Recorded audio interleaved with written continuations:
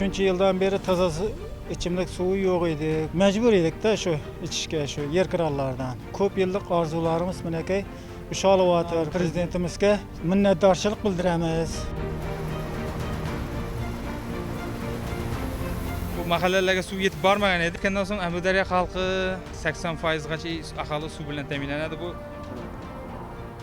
O'zbekiston Respublikasi Prezidentining Osiyo taraqqiyot banki ishtirokidagi O'zbekistonning g'arbiy qismida ichimlik suv ta'minoti tizimlarini rivojlantirish loyihasini amalga oshirish chora-tadbirlari to'g'risidagi qarori doirasida suv ta'minoti tizimlarining rivojlantirilishida Mangut tumanida qurilayotgan yangi suv tozalash inshooti alohida o'rin tutadi. Shartnoma 2023-yil 5-iyunda imzolangan. Loyiha qiymati salkam 13 million AQSh dollarini tashkil etadi. Moliyalashtirish va o'zlashtirish ko'rsatkichlari quyidagicha. O'zlashtirilgan mablag' 12,6 million dollar, ya'ni 96,9%. Moliyalashtirilgan 11,49 million dollarni tashkil etadi, ya'ni 88,4%. Bizning korxona bu Amudaryo suv tozalash inshootini 2024-yil fevral oyida tenderda yutib olib, shu fevral oyida ish boshlaganmiz. Qurilishning umumiy qiymati 12,989,000 dollardan iborat. 2024-yil fevralda ish boshlaganimizdan beri bu yerda qilingan ishlar Amudaryodan to'g'ri kanal orqali tabiiy tindirishga suv kelib tushadi. Nasozlar orqali priyomniy kameraga kelib tushadi bu yerdagi. Asosan bajariladigan ish koagulyantni yaxshilab suvga aralashtirish. Bu yerda xlorlangan suv urug'i birga uzatiladi ko'chaga. Texnologik jarayon shundan iborat. Amudaryo tumanida ichimlik suv ta'minotini yaxshilash ishlari jadal sur'atlarda davom etmoqda. Ozarbayjonning Archiko kompaniyasi loyihaning pudratchisi hisoblanadi. Loyihaning umumiy shartnoma qiymati 29 million 40 ming AQSh dollarini tashkil etadi. Bugungi kunga qadar loyiha doirasida 20 million 30 ming AQSh dollari miqdoridagi ishlar bajarilib, bu umumiy hajmning 69%ni tashkil etadi. Toza ichimlik suvi bilan aholini ta'minlash bo'yicha 2019-yil 9-apreldagi 4271 O'zbekiston Respublikasi Prezidentining qaroriga asosan bizning tumanimizda hozir aholini toza ichimlik suvi bilan ta'minlash bo'yicha ikkita loyiha amalga oshirilyapti. Birinchisi 12,980,000 dollarlik loyiha.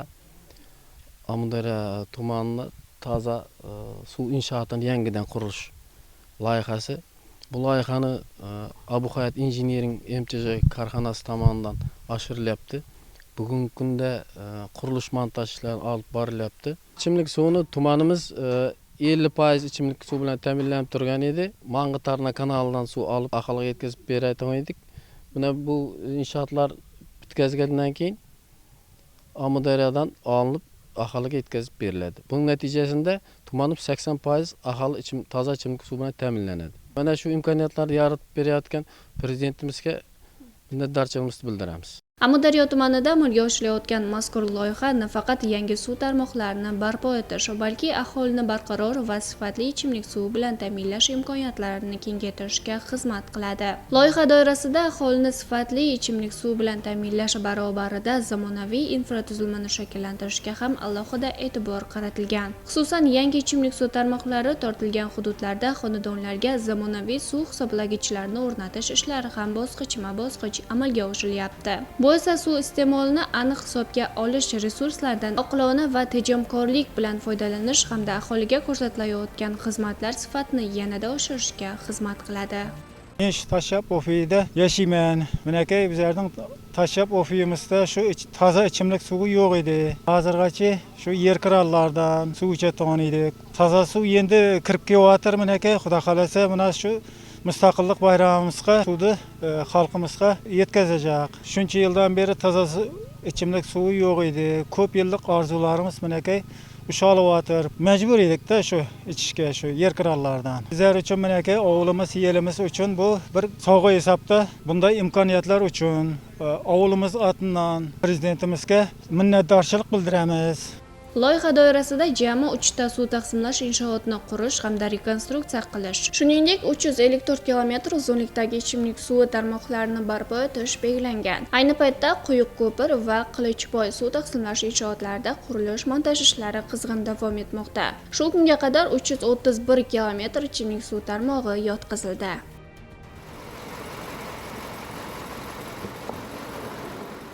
Archuk Engineering kompaniyasi 2024-yil sentyabrda vodoprovod ishlarini tartish boshlagan. Bugungi kunga kelib 3 etaplari magistralniy trubalar bu Mang'it vozdan Ruberberga quyilish aralig'idagi 7-kilometrga kelib qoldik. 16 kilometr bo'lib aytiladi Mang'it vozdan Ruberga. Shuning 7 kilometr tartib bo'lmadi. ABK binamiz bor, ichki laboratoriya, 3 tane rezervuarimiz bor. Ular ham bitish arafasida turibdi hammasi. Bugungi kunda Archuk Engineering kompaniyasida 3 etapında ABK 3 tane rezervuarimiz, magistralniy trubamizda 200 dan ziyod ishchimiz bor. 35 ga yaqin tur maxsus texnikalar bor. Hamma sharoitlar bilan ta'minlangan. Loyiha ketgandan so'ng Amudaryo xalqi 80% gacha aholi suv bilan ta'minlanadi. Bu mahallalarga suv yetib bormagan edi. Endi yetib borib, u yoqlar ham tortilib bo'ldi. Endi u yoqdan 3 etaplaridan o'tyapmiz. 3 etaplar o'tgandan bu magistralniy trubamiz ulansa suvni berib boshimiz. Bosqichma-bosqich. Archuk Engineering kompaniyasi bu ishlar etaplarining hammasi sentyabr oyigacha rejalashtirilgan topshirish. Mazkur loyiha Arnabo'yi mahalla fuqarolar yig'ini va Bobur, Jumur, Quyuqko'pir, Toshyob, Xizireli hamda Qilichboy ovul fuqarolar yig'ini aholisini sifatli ichimlik suvi bilan ta'minlashga xizmat qiladi. Loyiha to'liq amalga oshirilgach, ilk bor 56187 nafar aholi markazlashgan ichimlik suvi bilan ta'minlanadi. Shuningdek, 22400 nafar aholi uchun ichimlik suv ta'minoti sifati yanada yaxshilanadi. По проекту улучшения системы водоснабжения Амударинского района. Amudaryo tumani suv ta'minoti tizimini yaxshilash loyihasi doirasida ishlar izchil olib borilmoqda. Ushbu binoning birinchi qavatida ma'muriy, maishiy va abonentlar bo'limi, ikkinchi qavatda esa suv tarkibini tahlil qilish va suv ta'minoti tizimini takomillashtirishga mo'ljallangan zamonaviy laboratoriya joylashadi. Hozirgi vaqtda loyiha bo'yicha ishlar 51% ga, mazkur obyektdagi qurilish ishlari esa 78% ga bajarilgan. Obyektni 2026-yil yakuniga qadar foydalanishga topshirish rejalashtirilgan. Ushbu obyektlar Amudaryo tumanini 78-81% gacha toza ichimlik suv bilan ta'minlaydi. Suv quvuri tarmog'ining 90% qurib bitkazilgan. Mazkur quvur butun Amudaryo tumanini toza ichimlik suv bilan ta'minlashga xizmat qiladi. Ushbu yirik infratuzilma loyihasi aholining turmush sifati va sanitariya sharoitini yaxshilash, sog'lom hayot tarzini ta'minlash hamda hududning ijtimoiy-iqtisodiy rivojlanishiga munosib hissa qo'shadi. Eng muhimi, loyiha natijasida minglab xonadonlar uzluksiz va sifatli ichimlik suv bilan ta'minlanib, aholiga yanada qulay turmush sharoiti yaratiladi.